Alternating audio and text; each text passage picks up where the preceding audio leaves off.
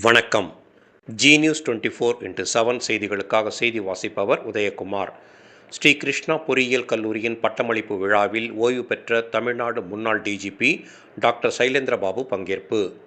ராணிப்பேட்டை மாவட்டம் அரக்கோணம் நகர எல்லையில் கைனூர் ஊராட்சியில் கிருஷ்ணா கல்விக் குழுமத்தின் ஸ்ரீ கிருஷ்ணா பொறியியல் கல்லூரி இயங்கி வருகிறது. இந்நிலையில் இந்த கல்லூரியில் பட்டமளிப்பு விழா கல்லூரி வளாகத்தில் நடைபெற்றது.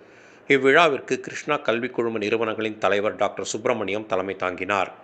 கிருஷ்ணா கல்விக் குழும நிறுவனங்களின் செயலாளர் டி.ஆர். ரவிக்குமார் முன்னிலை வகித்தார். கல்லூரி டீன் பி. கற்பகவல்லி அனைவரையும் வரவேற்றார்.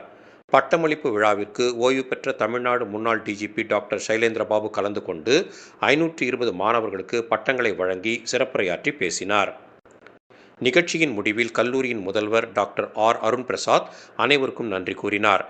நிகழ்ச்சிக்கான ஏற்பாடுகளில் கல்லூரி நிர்வாகிகள் சுரேஷ், சீனிவாசன், குமார் ஆகியோர் சிறப்பாக செய்திருந்தனர்.